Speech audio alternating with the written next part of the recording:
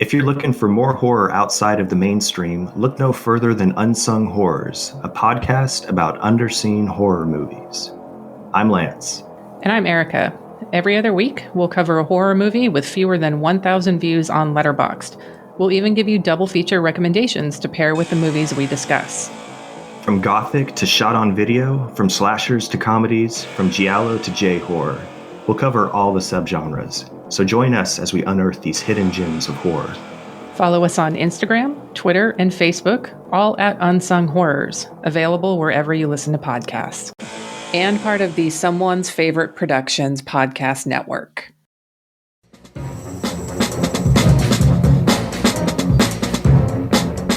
Hello, this is Aaron West. I am the author of the A24 New Wave. In this book, I look at A24's output and I make the argument that we are in a new wave movement right now. A24 plays a major role. This book has a supplemental podcast where each episode is a brief conversation about an A24 related topic, whether an actor, director, or even a genre. As I continue research for the book and conduct interviews, I expect to record podcast episodes with people involved with the company. You can find the podcast at cinejourneys.com or wherever you find podcasts, and we are proud to be members of the Someone's Favorite Productions podcast network.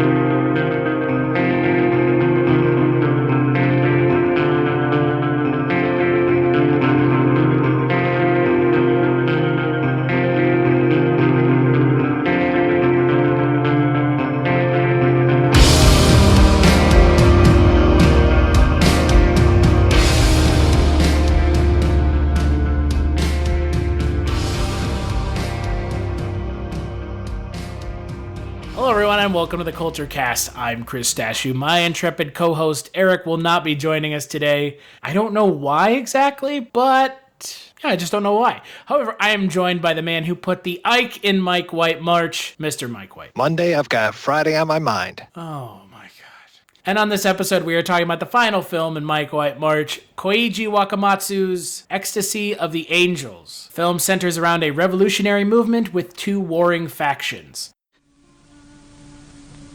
10月私も行くわあなたたちと一緒に私も行くわ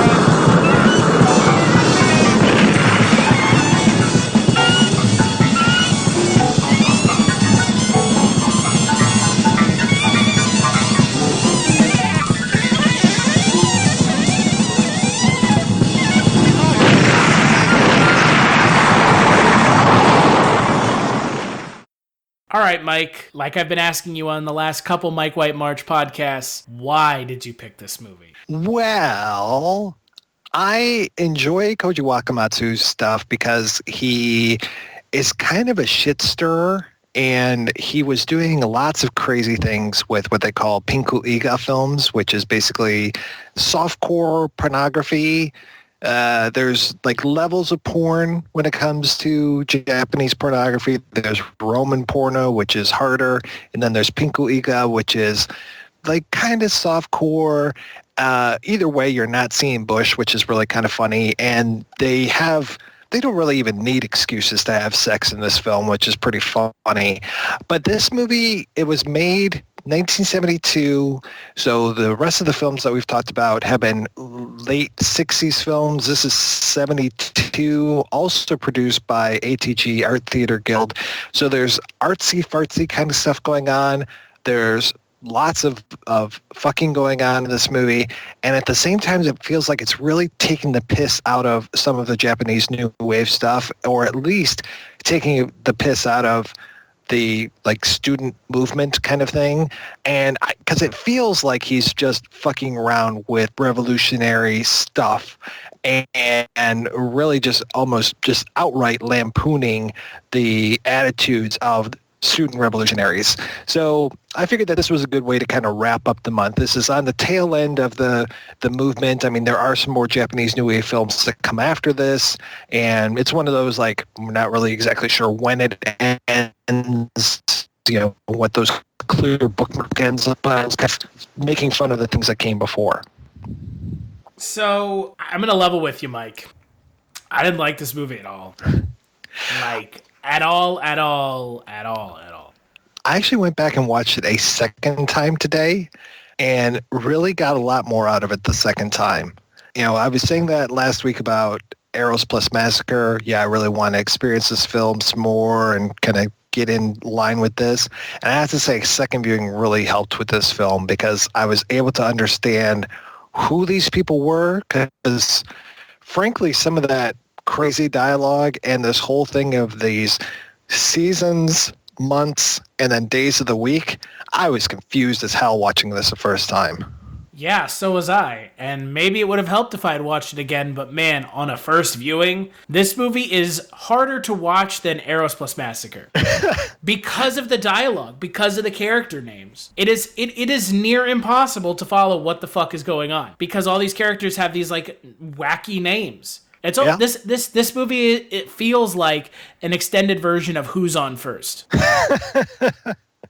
Well, I can break it down for you a little if you want. Well, okay, so let me try. Let's see if I got this right from the first time. Okay. Because this may be the first time on the Kulturecast I've ever walked out of a movie and been like, what the fuck just happened? So one faction of these revolutionary dudes, movement, what have you, are led by the guy who ends up going blind, named October. And then another group of this revolutionary movement are led by that woman. No.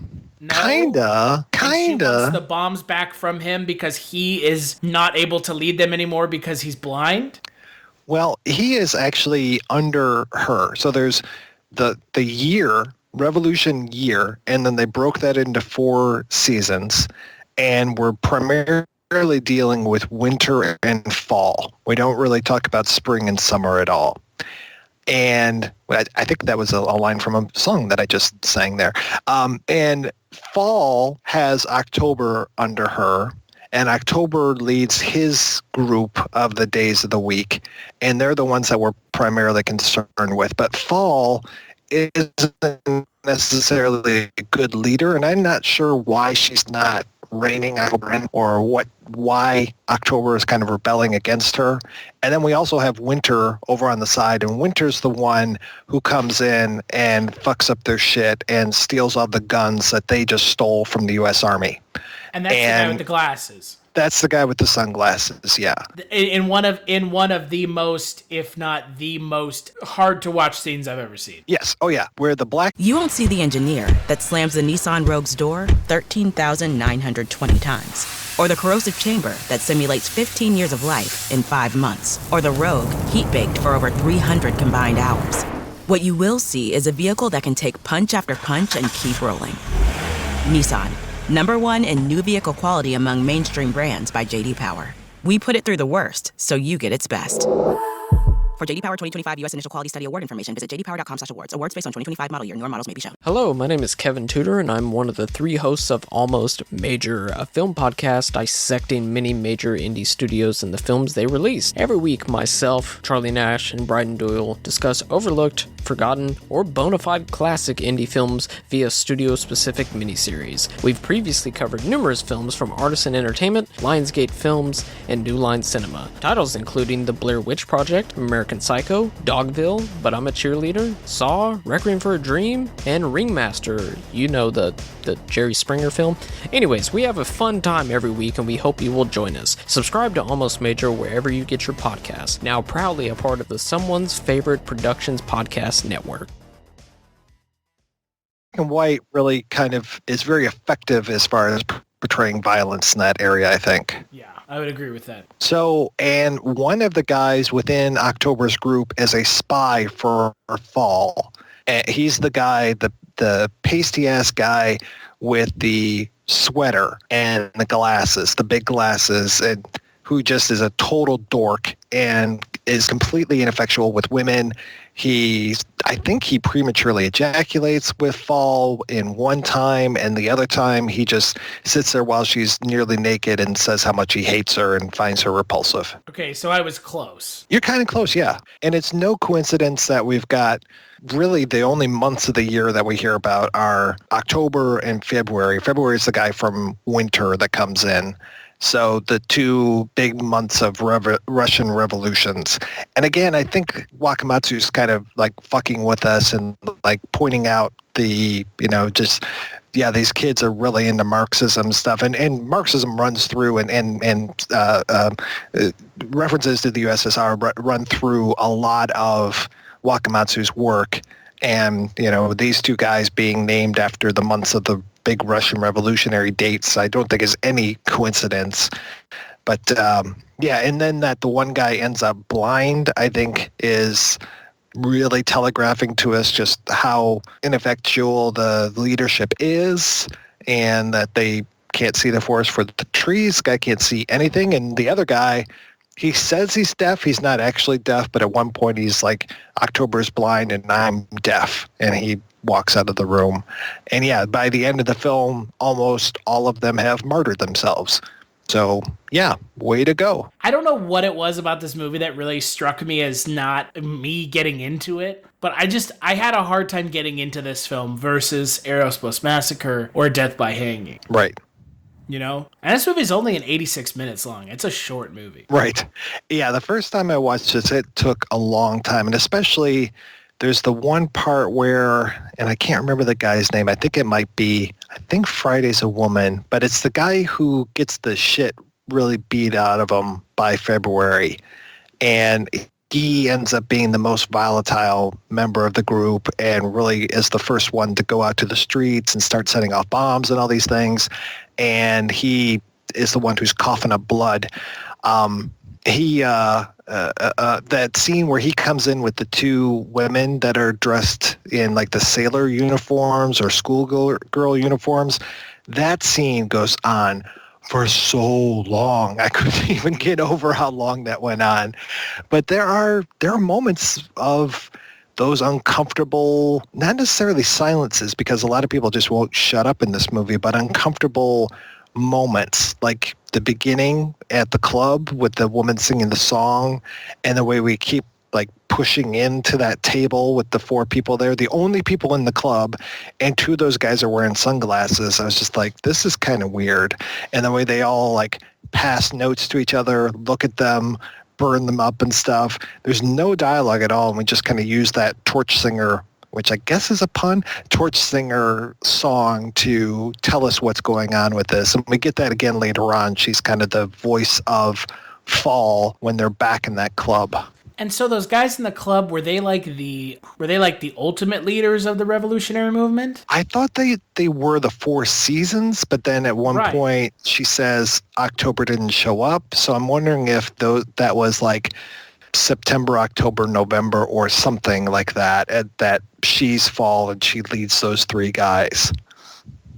it almost requires me to watch this a third time. I mean, I think your time would be better spent doing something else. It's just the thing, the reason that I walk away from this movie with such kind of a bad taste in my mouth is that by the end of the movie, watching it the first time and the only time I watched it, I felt like I really watched a film that had no point. Mm-hmm. Like Eros Plus Massacre, Death by Hanging, they had something to say. They had a message. They had something to say. And when I walked away from this film, I don't feel like this movie had anything to say, unless it was just trying to take the piss out of other new wave films, which that's fine. But you see what I mean? Like, I understood what Death by Hanging was talking about. I understood what Eros Plus Massacre was talking about. But for this film, I was just like, whatever this movie's going for, it's not being clever enough. Right. I mean, having just watched Children of Men again for an episode of The Projection Booth, there's no clear-cut villain in a film like that until you realize that it's actually the revolutionaries who are the villains, and that them basically playing at being revolutionaries is what ultimately is their undoing. That's like kids who, read a book on, they read Das Kapital in college and they think they suddenly know everything about the world.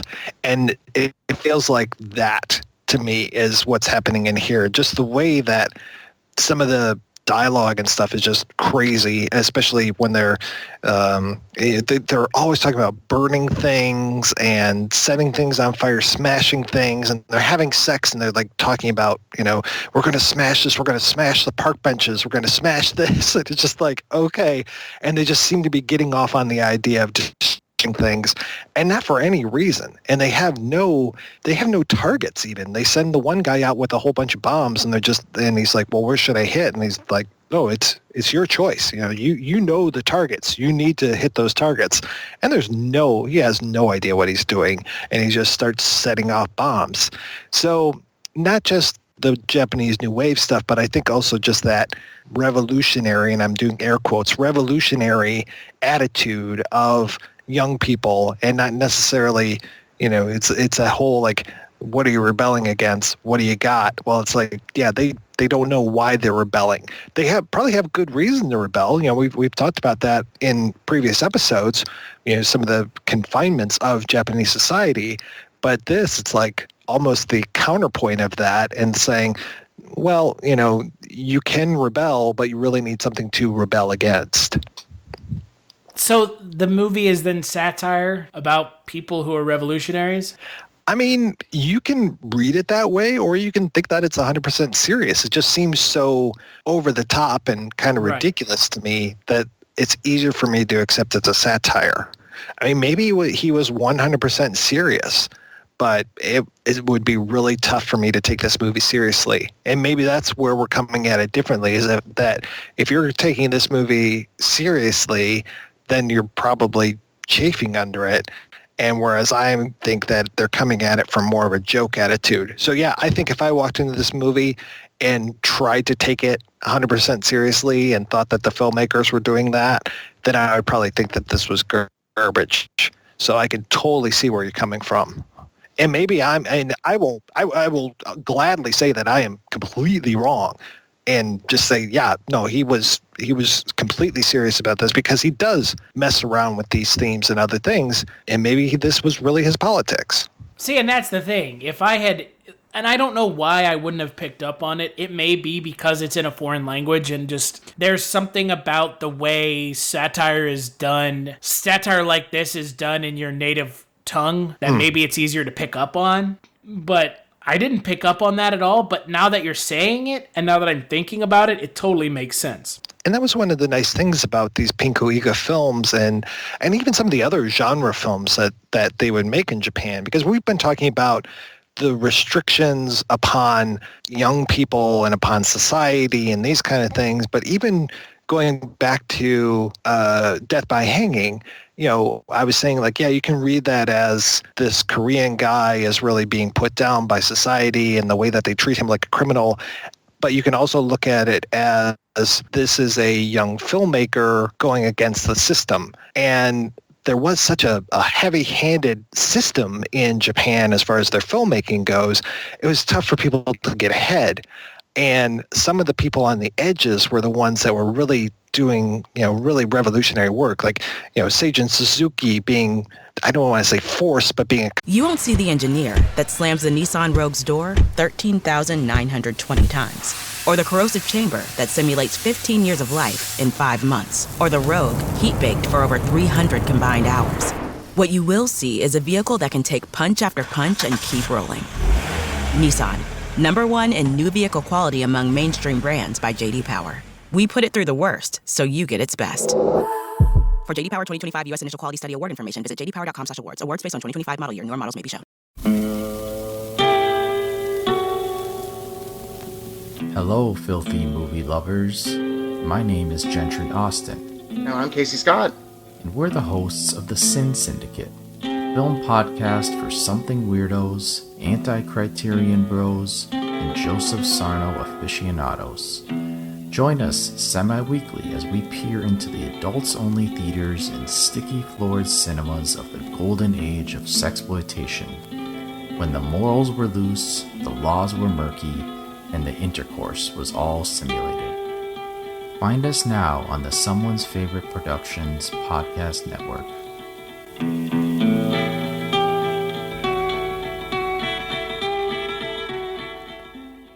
Contract player for Nikatsu doing all these Yakuza films, and he would turn those films on their head. So he was doing really interesting things. And I think the same way Wakamatsu was kind of injecting all of these crazy messages into his Pinku Iga films. So, in the same way, he's kind of rebelling against the restrictions of the genre by just fucking around. And see, again, if I had looked at it that way, I probably would have liked it a lot. And I may go back and watch it again just to see if I can suss that out, if that makes sense. Yeah. Because, it was just the way that the film was shot and the way that the film was presented totally serious. Right. And I think I just got hung up on that. Because if you take this film seriously, it's not very entertaining. No.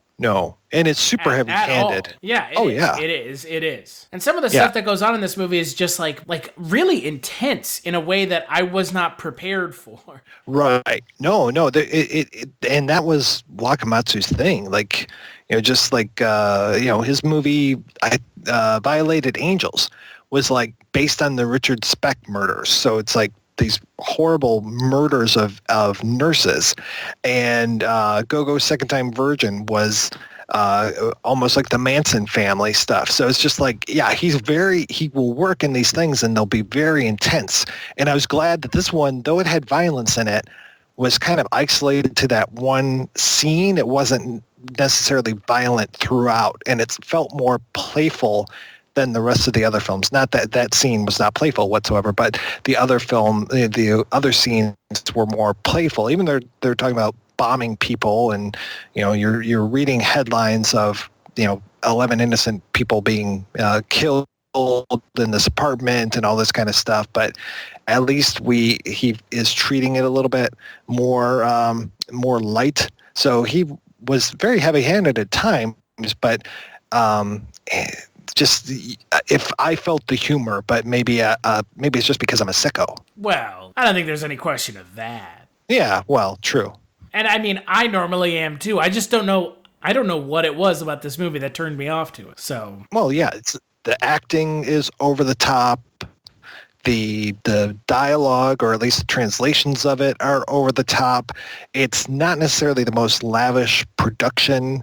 It flips from black and white to color, and you're not necessarily sure why it's doing that, though it seems to be on October that we're doing the flip. Right. I was trying to pay attention to that. There's also this whole recurring theme of the buzzer going off, the door buzzer going off, and the first time that happens, it's when shit goes down, and then every other time when you hear the door buzzer go off, it's like, oh God, is it that fucking Winter guy again? Is he going to show up and beat people up again? And just oh yeah, rape her until she tells us where the guns are. That's one of the most horrendous things that I've read today. So it's okay, great. And then you see it happening. Right. Yeah. And he knows how to use focus to keep that stuff out of focus, but no, he's going to have that in the background clear as day so that we can see that happening as they beat the shit out of her boyfriend in the front room. And yeah, just the way they fuck at the drop of a hat. Like even when they're sitting there next to October and the sweater dude is talking, and it's like, oh hey, yeah, let's have sex. And next thing you know, they're just boning away in between them while they're talking. They wrap it up and off they go again. And I wish that scene had been in color, because I know that woman was wearing some amazing pants. They just looked fantastic, and I would have loved to have seen those in color. That's what you wanted to see in color, was the pants, huh? Yeah. That's what I wanted to see. Actually, I take it back. There is one color bit that doesn't have anything to do with October, and that's when she blows up in the car. Yeah, right at the end of the film. Yeah. Well, speaking of blowing and blowing up, let's take a break, play some messages. When we get back, we'll finish up talking about the film.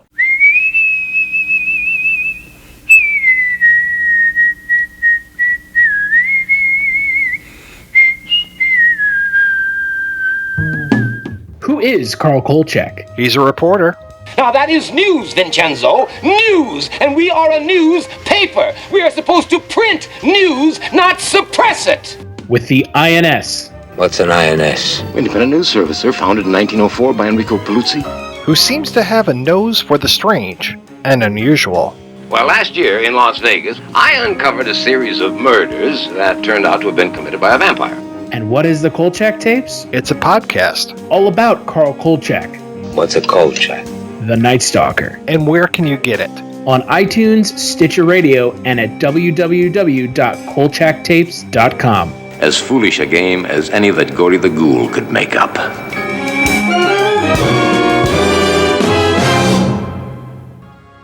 Movies have become a portal to a vast and growing pop culture universe, but you don't need to go over the rainbow to get your pop culture fix. Just head to Rainbow Comics, Cards, and Collectibles. They are your one-stop shop for comics, toys, posters, games, and more. Not a pop culture nerd? No problem. They have something for everyone, including a wide array of sports cards, collectible card games, even memorabilia. Stop by one of their 2 locations today. The flagship location at 3310 South Minnesota Avenue, Sioux Falls, South Dakota, or their newest location at 1501 Pine Lake Road, Suite 17, Lincoln, Nebraska. Most importantly, don't forget to add them on Facebook for pop culture news, weekly live videos, and special events. Here's what some people are saying about the Projection Booth podcast. Week after week, I'm mesmerized by the focus given great films and questionable films alike. But every episode is a learning and entertaining experience. This is hands down the best movie podcast. They cover so many different genres across so many years, from obscure movies to blockbusters. If there's only one podcast about movies and cinema that you listen to, make it this one. The Projection Booth Podcast, with new episodes available every week at projectionboothpodcast.com. All right, we are back, and we are finishing up talking about Ecstasy of the Angels. So, I'm curious, Mike, of the films we've watched this month, where does this one kind of sit for you? As far as like quality or... Yeah, or rewatchability. Like I said, I would actually rewatch this one. I would rewatch all of the films that we've talked about this month. Though rewatching, I watched Death by Hanging a few times before we talked about it, and rewatching that's a tough film. That's a real gut punch of a film. It's beautifully made, really well done, but it is just so freaking depressing that would probably be a little tougher for me to watch. This one, I like the rhythm to it. I like that kind of crazy jazz score that's going on in some of it. I like the Torch Singer songs. Even when the music goes nuts in the club at the end, I kind of like that as well. I would put this kind of far up there. It's not the kind of movie that I want to continue to absorb like Eros plus Massacre, but yeah, it's right up there with like Funeral Parade of Roses for me. Yeah, I would put this at the bottom for me. Absolutely fair.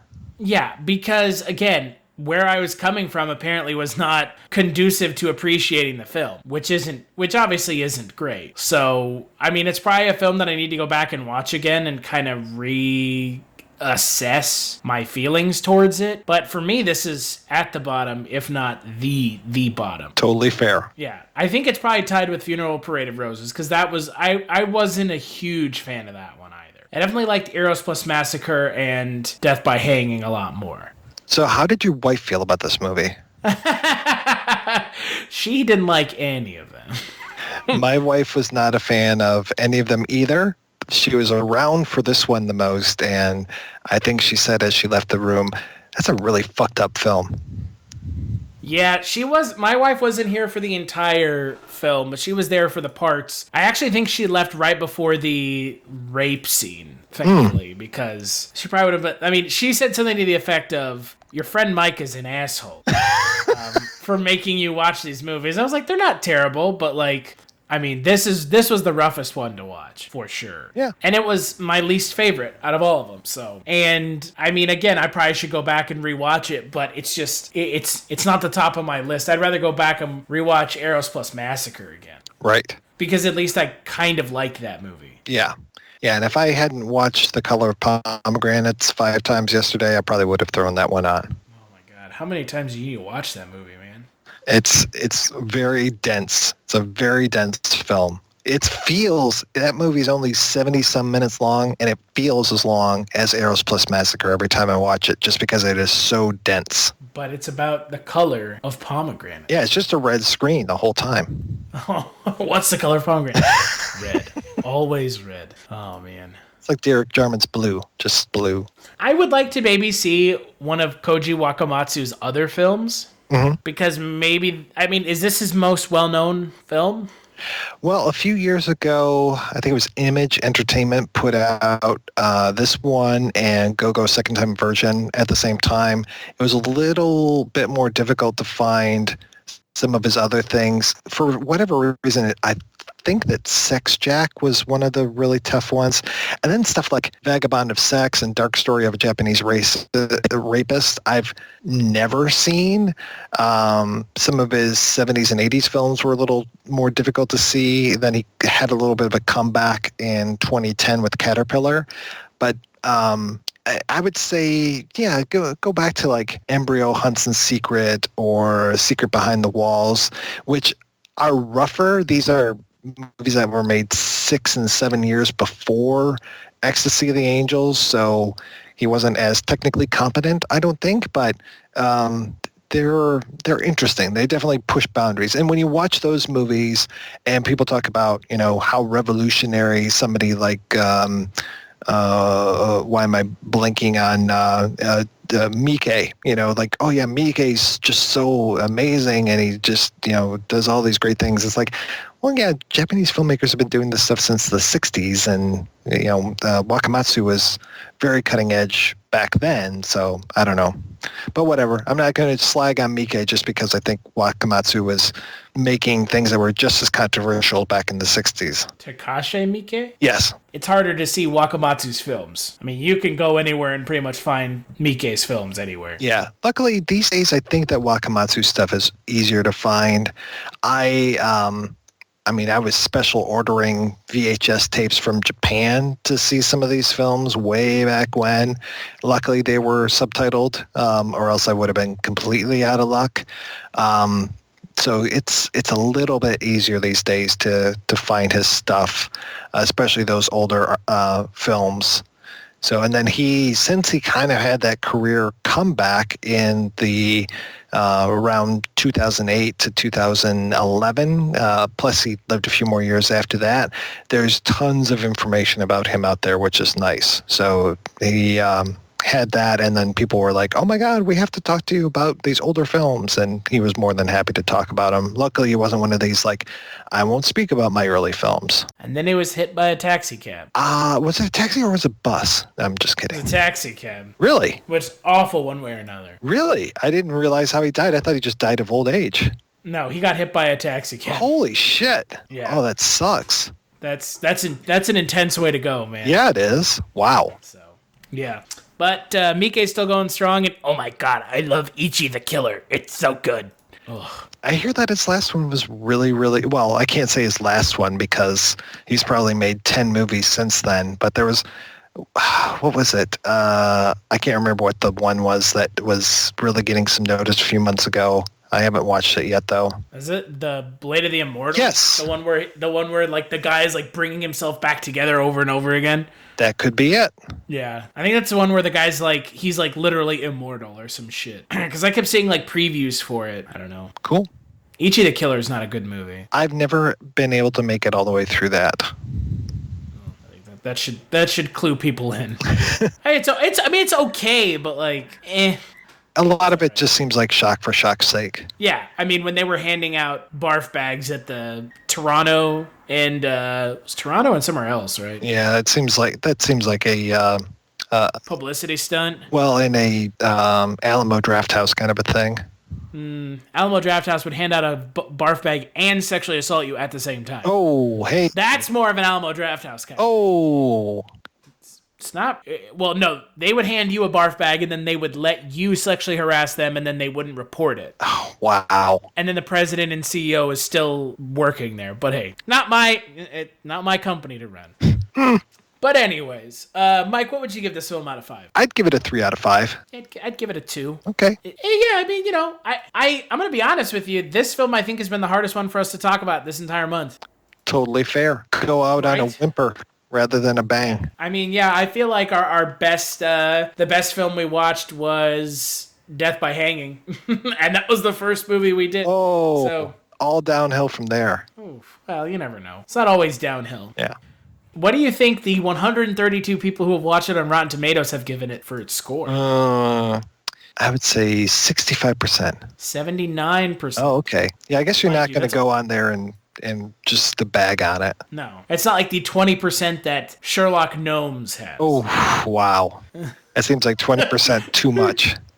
Yeah, it probably is. I mean, hey, but Johnny Depp has got to eat, guys. I didn't even realize he had anything to do with that. Yeah, he plays the Sherlock Gnome of Sherlock Gnomes. Wow. He is the Sherlock of Sherlock. Yes. Wow. He's got to eat. He's got to eat like that. He's got to eat that beluga caviar out of a jar with a fucking giant spoon for dinner, okay? Oh. Plus, it's also a role that he doesn't have to be on screen for, so even better. Oh, hey, at least Rango is good, but yeah, ouch. What have you been up to over at the projection booth, Mr. White?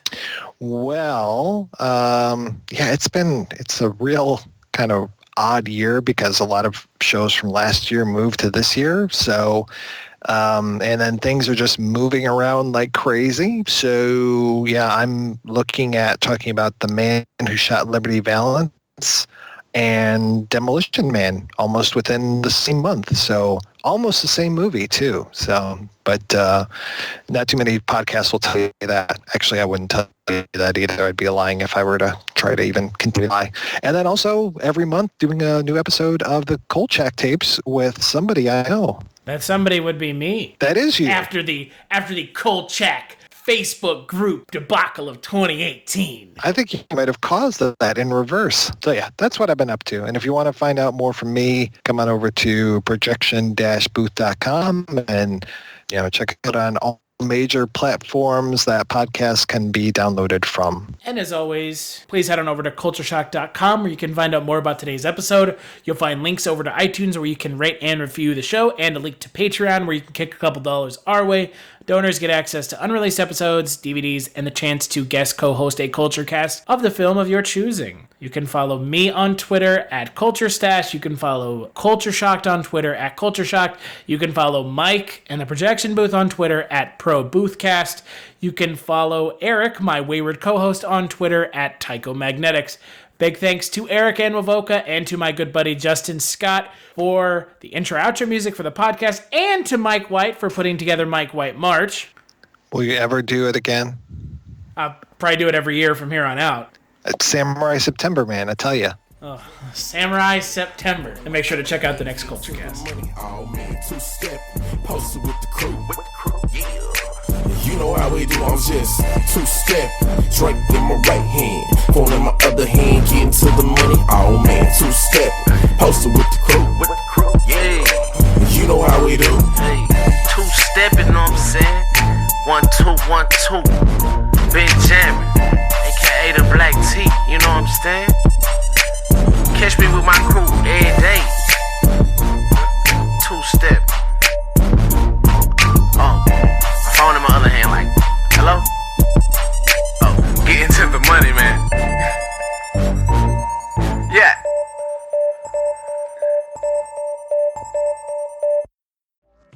Hey, this is Jason Kleberg from the Force 5 podcast, a show that forces a guest to come up with a movie-themed top 5 list topic, and then we reveal our picks on air. Top 5 heist films, top 5 tearjerkers, top 5 movie dogs. Every show you'll be asking yourself, what would be on my list? Guests include directors, screenwriters, actors, podcasters, musicians, authors, and even a professional wrestler. Subscribe to the Force 5 podcast, and you won't just be a listener, you'll be a list nerd. The Force 5 podcast, available wherever you're listening now.